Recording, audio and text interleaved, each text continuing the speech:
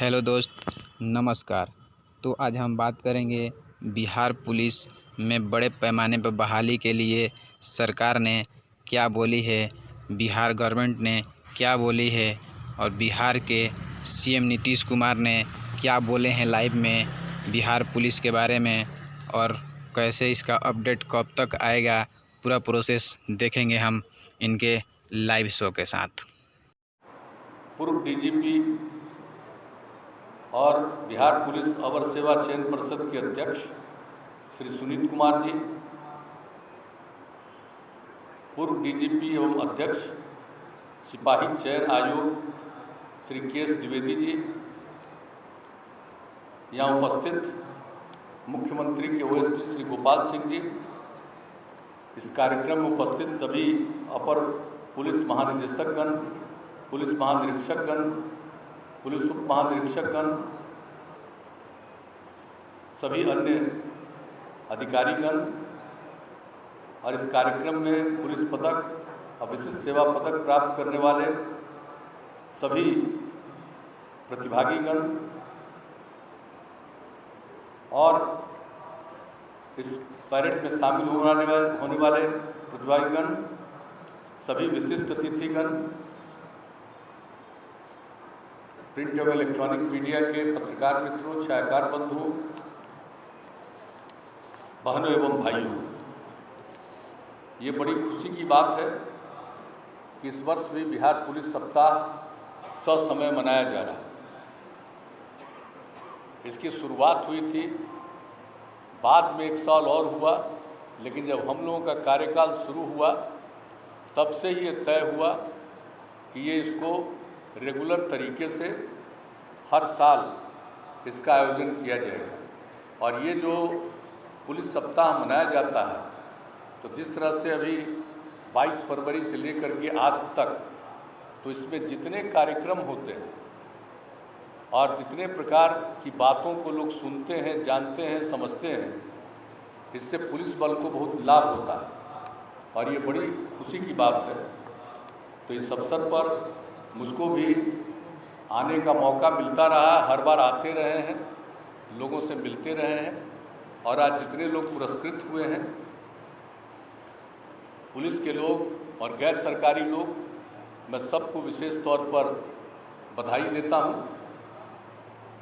अब जो कुछ भी यहाँ पर आयोजन होता है, अब आप जानते ही हैं कि पहले तो इसको बीएमपी कहा जाता था, बिहार मिलिट्री पुलिस।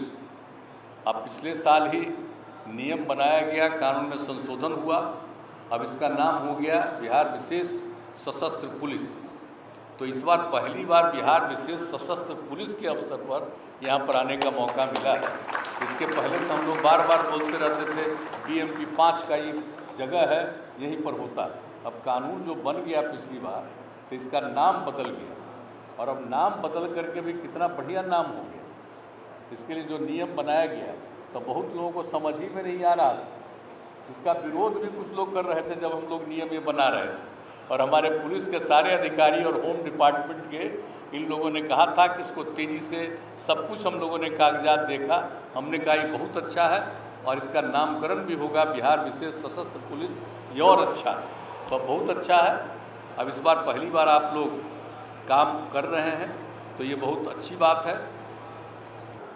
विशेष शाखा को तो हमेशा देखना है, स्पेशल ब्रांच को, कि कहाँ क्या घटना पूरे राज्य में हो रही है, कहाँ पर कौन है, कौन गड़बड़ करता है, कौन इधर उधर करता है, इन सब चीज़ों को देखना है। हम शुरू से कहते रहे कि भाई 50-50, एक तो विशेष शाखा में परमानेंट रहेगा और 50% लोगों को, जो दूसरे हमारे उसी सेवा में जो लोग हैं, उनको भी भेजिए ताकि इन सब चीज़ों का उनको अनुभव।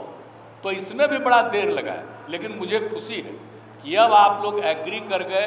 अब विशेष शाखा में भी 50% अपना होगा परमानेंट और 50% लोग और लोगों को, सबको वहाँ अनुभव देने के लिए भेजा जाएगा। तो अब ये सब जो काम, इसके लिए भाई हम यही कहेंगे कि पूरा तेज़ी से काम करवाइए। अब आप जानते हैं कि हम लोग पहले ही से कहें पुलिस बल की संख्या बढ़ाने के लिए। अब आप जानते ही हैं कि आपको मालूम है कि 2006 में ही पुलिस बल की संख्या कितनी कम थी, तो हम लोग आर्मी वाले से स्पेशल ऑक्सिलियरी पुलिस बनाए सैप, और उसमें कुछ हजार लोग आ गए, कितना खुशी हुई।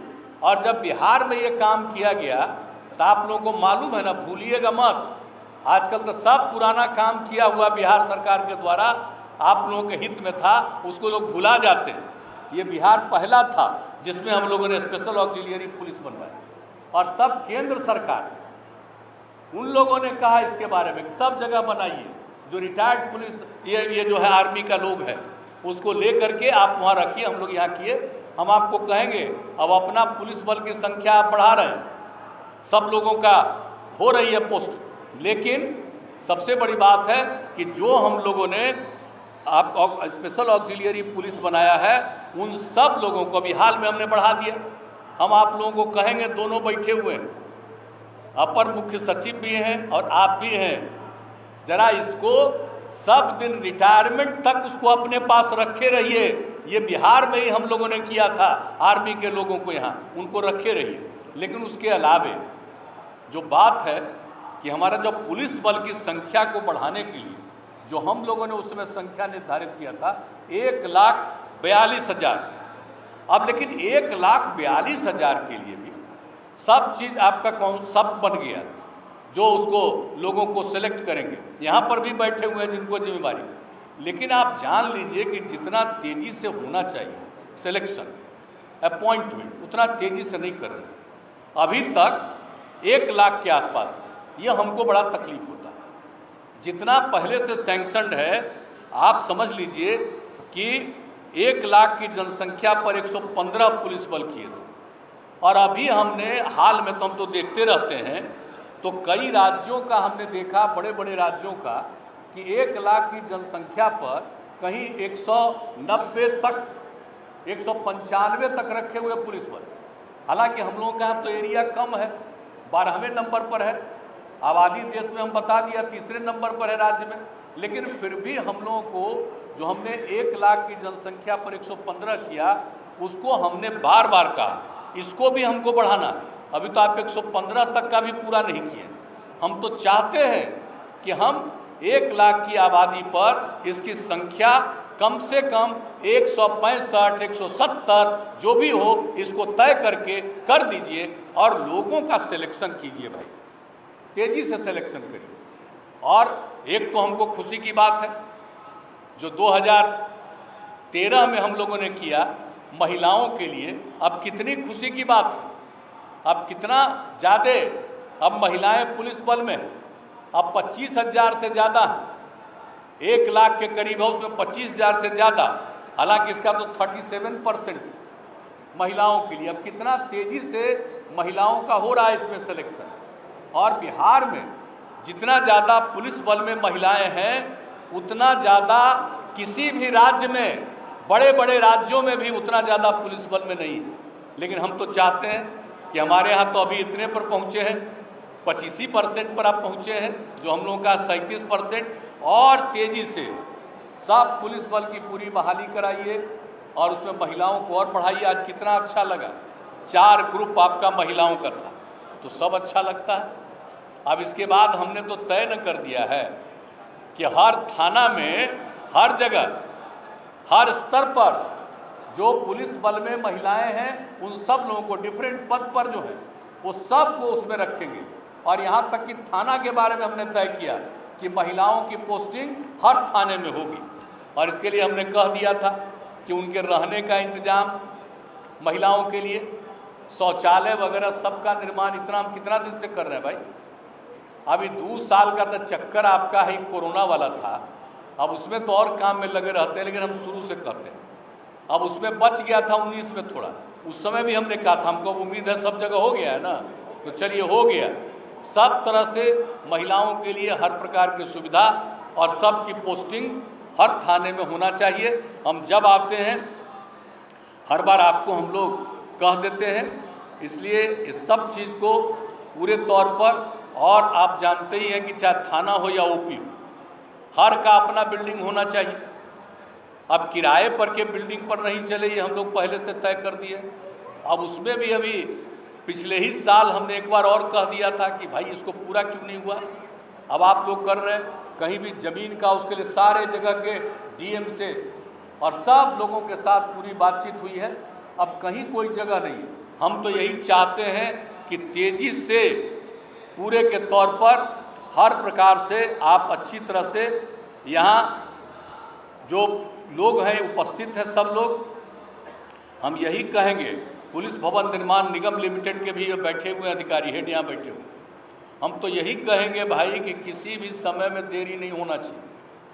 अब तेज़ी से इस काम को कर दीजिए, कहीं से भी इस काम में कहीं कमी नहीं रहनी है और तेज़ी से आपको हर थाने को, हर ओपी को ये ठीक कर लीजिए। तेज़ी से पूरे तौर पर इस काम को करें। आप मेरे चैनल पे ऐसे ही बने रहिए, मेरे चैनल को सब्सक्राइब कीजिए, लाइक कीजिए और ज़्यादा से ज़्यादा कमेंट कीजिए, शेयर कीजिए, ताकि हम आपके बीच ऐसे ही अच्छे सरकारी जॉब से रिलेटेड अपडेट लाते रहें और आपको हेल्पफुल वीडियो बनाकर लाते रहें। क्योंकि आपका कोई फॉर्म डालने में या कोई भी जॉब से रिलेटेड नोटिफिकेशन के बारे में आपको जल्द से जल्द पता चले तो मेरे चैनल को सब्सक्राइब कीजिए प्लीज़।